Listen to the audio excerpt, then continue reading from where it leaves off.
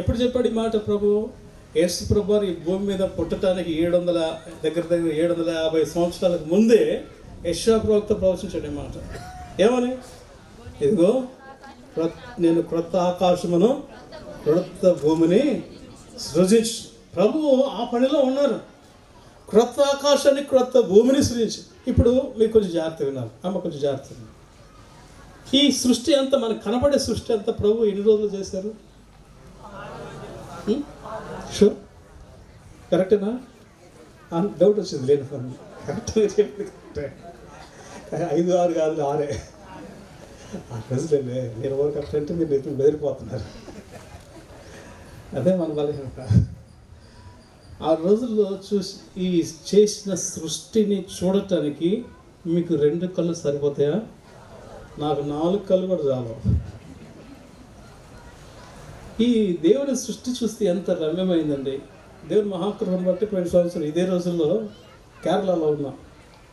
ఆ కేరళలో ఆ స్టేట్నే ఇట్స్ గాడ్స్ ఓన్ కంట్రీ అంటారు కదా, దేవుని సొంత పక్కన అంటారు.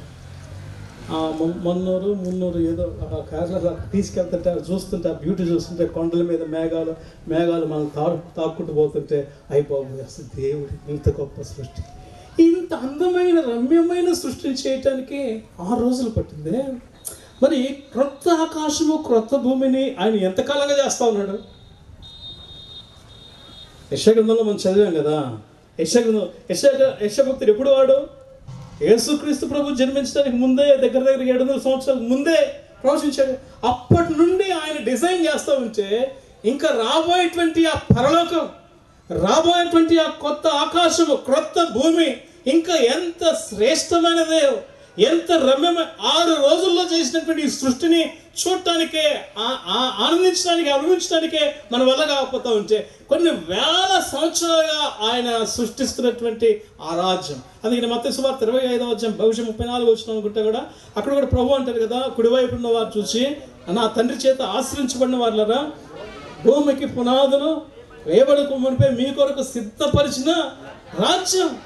అంత టైం తీసుకొని ప్రభు డిజైన్ చేస్తున్నాడంటే, ఆ గొప్ప పట్టణం యొక్క మహత్యము, ఆ గొప్ప పట్టణం యొక్క అందము, ఆకర్షణ ఎంత విలువైనదో ప్రియులారా. అందులో స్టేజెస్ ఉన్నాయి. ఇప్పుడు మానవ జీవితంలో కొన్ని స్థాయిలు ఉన్నాయి.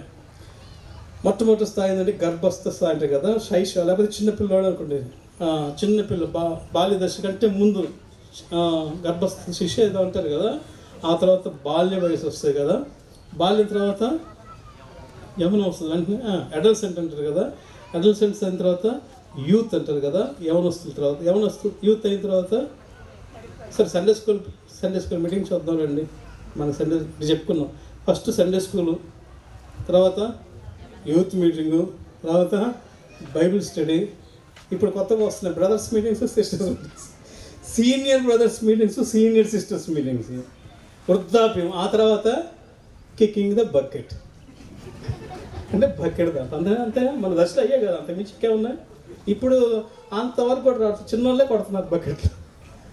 ప్రియులరా, మానవ జీవితంలో ఏ దశలు ఎలా ఉన్నాయో, దేవుడు కూడా మనల్ని కూడా ఆయన నూతన ఆకాశం, నూతన భూమిలో మహిమలో నుండి అధికమైన మహిమలోనికి మనం తీసుకెళ్తున్నాడు. మొట్టమొదట ఈ లోకంలో మనం ప్రభునందు విశ్వాసం నుంచి రక్షించబడినప్పుడు, మొదటి మనం చెప్పుకున్నామే, మనము మృతి పొందాము, లేపబడ్డాము, దాచబడ్డాము, మహిమ కొరకు సిద్ధపరచబడ్డాము. ఈ అనుభవం ఉన్నప్పుడు, ఈ అనుభవంలో ఉండి మరణించినప్పుడు మన ఆత్మ దేవుని సన్నిధి పడుతుంది. మన ఆత్మ అదే కదా మనం చదువుతాము. ప్రకటన గ్రంథం 14 అనుకుంటే 13 వచ్చిన కూడా, ప్రభునందు మృతి నొందిన వారు ధన్యులు, వారు ఎక్కడ ప్రవేశించారంట? విశ్రాంతిలో. దేవుని సన్నిధి, they will be in the presence of God. దేవుని సన్నిధిలో వారు ఆత్మ. దానికంటే ముందు వెళ్ళిన వారు దేవుని సన్నిధిలో ఉన్నారు. సరే, అది మొదటి దశ. రెండోది, at the time of rapture, సంఘం ఎత్తబడినప్పుడు, ప్రభు మధ్యాకాశంలోకి వచ్చినప్పుడు, ఈ చనిపోయినటువంటి వారందరూ కూడా నూతనమైన శరీరాలు మనం ధరిస్తాం. మీకు ఈ విషయం గురించి బాగా తెలియాలంటే కొరింథీయులకు రాయబడిన మొదటి పత్రిక 15వ అధ్యాయం చదవండి. రక్త మాంసములు దేవుని రాజ్యమును స్వతంత్రించుకోలేవు. క్షయమైనటువంటి ఈ శరీరము అక్షయతను ధరించుకుంటుంది. చూడండి, మొదట మన ఆత్మలు దేవుని సన్నిధిలో విశ్రాంతి పొందుతున్నాయి. అక్కడ నుండి ర్యాప్చర్ టైంలో నూతనమైనటువంటి శరీరాలు.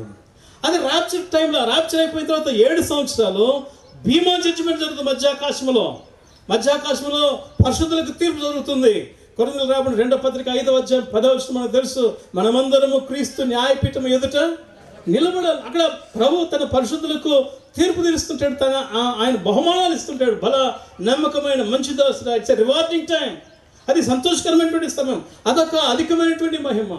అంతటి తాగలేదు. అక్కడ నుండి ఆ పెండ్లి విందులో మనం పాల్పొంపులు పొందుతాం.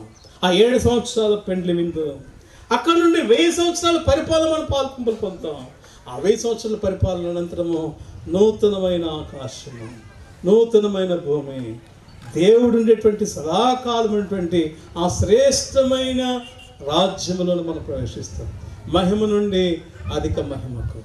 ప్రేమైన దేవుని బిడ్డలారా, దేవుడు నిన్ను నిర్మించింది దాని కొరకు.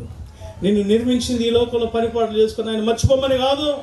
నిన్ను నిర్మించింది నీ కోసం ప్రాణం పెట్టింది, నిన్ను రక్షించి నిన్ను మహిమలో నుండి అధిక మహిమలోనికి తీసుకెళ్ళాలి. నువ్వు బాల్య దశలో నుంచి యవన దశలో నుంచి కౌమార దశకు, కౌమార దశ నుంచి యవన దశ నుంచి పెద్ద వయసు నుంచి వృద్ధాప్యానికి ఎట్లా వస్తున్నావో నీ జీవితంలో కూడా రక్షణతో ఆరంభించినటువంటి ఆయన కార్యాన్ని మహిమ నుండి అధికమైన మహిమలోనికి ప్రభు తీసుకెళ్ళడానికి ఇష్టపడతాడు.